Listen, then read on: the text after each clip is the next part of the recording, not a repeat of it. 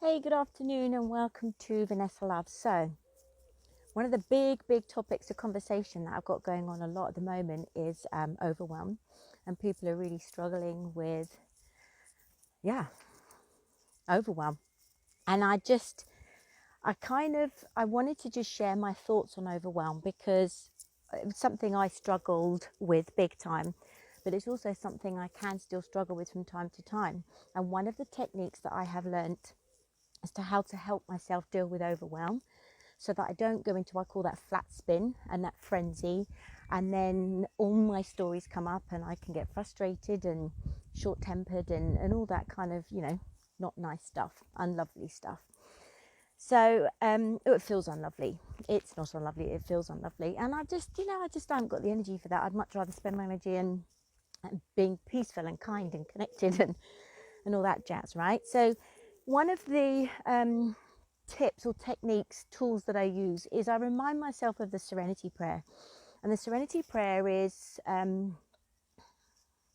sentences that they use a lot in the recovery movement. And I learned of this and how it profoundly helped me back in 2008, so about 12 years ago. And just for those of you who don't know the Serenity Prayer, it's God grant me the serenity to accept the things I cannot change, the courage to change the things I can, and the wisdom to know the difference. And serenity, serene, that whole kind of serene feeling of that calm and that connectedness is an innate part of all of us, but it is a place that we come away from and get knocked off our perch or pulled off our center quite easily if we're unaware of the triggers that can pull us off. So, and replace the word God with universal source or please.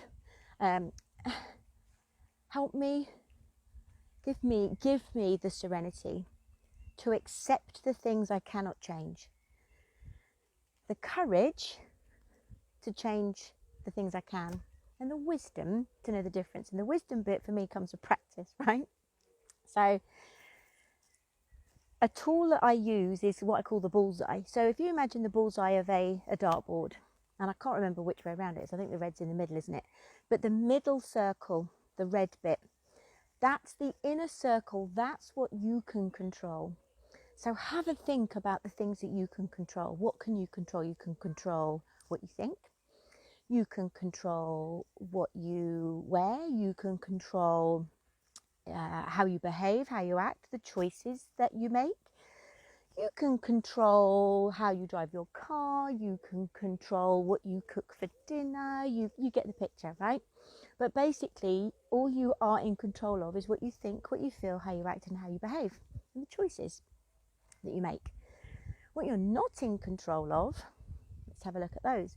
You're not in control of other people on the roads. You're not in control of the weather. You're not in control of what Joe Blogs down the road thinks. You're not in control of what your partner wears to work. You're not in control of what somebody else cooks you for dinner. Influence maybe, but not control. You can't control traffic. You can't control what other people put on social media. You can't control what other people say about you. So here's my suggestion and my invitation that has really helped me over the years. And let's be fair to say at the moment, reminding myself of what I am in control of. I'm in control of how I think, how I feel, how I respond, and how I react to people, things, circumstances, and opportunities, right? So what I'm not in control of, why worry about it? If I'm not in control of it, I can't change it. I can change how I respond to things or react to things. I can change how I think or feel about things. I can control whether I come outside, or I can control whether I sit in my office and record this video. But if I'm not in control of it, there's nothing I can do about it. I can influence, but my energy is best spent on things I can control. So where I feel I can easily slip into overwhelm, and where I witness my loved ones, clients, colleagues, friends slip into overwhelm, is when they focus too much on the outer circle, the green bit, what's out of their control. And when you feel out of control and you come off your center, overwhelm easily comes into play, and it becomes then a place where you can easily flat spin, you panic and get busy, or you can hibernate, you can bury your head in the sand, you can react badly, destructively, make crappy choices for yourself and others. So really just bringing it back to the serenity prayer of, grant me the serenity to accept the things I cannot change. Full stop. If I can't change it, it ain't going to happen. So that for me is just one of the ways that I help myself deal with overwhelm, how I'm able to remind others of how they can deal with their overwhelm. But give it a try. If you've got any other techniques for overwhelm, dealing with overwhelm, then please do share. Absolutely, we're always open to ways that have worked for you.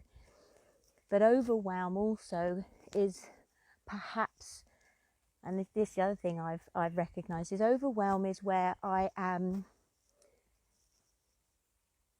in thoughtful contemplation, and I work every day on my energy, and I ask the universe for whatever it is I need right then and there, and in my immediate few moments, steps, hours in my day, to bring to me what I need to help me move forward, to help me stay aligned with my purpose.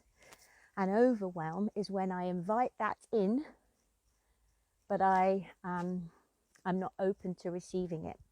And therefore there's this backlog, if you like, of all this beautiful energy that's trying to come into my life and to help me with the next stages of my life. And I don't allow it to flow through me. And that is when you're caught in your story. It's when you're possibly focusing on things that are out of your control, and you're spending your magical energy, your energy, your essence, your currency that keeps you alive. You're just spending elsewhere on things that you cannot control. So grant me the serenity to accept the things I cannot change, the courage to change the things that I can, and the wisdom to know the difference. God bless you. Thank you very much for listening. I'll catch up with you soon. Bye for now.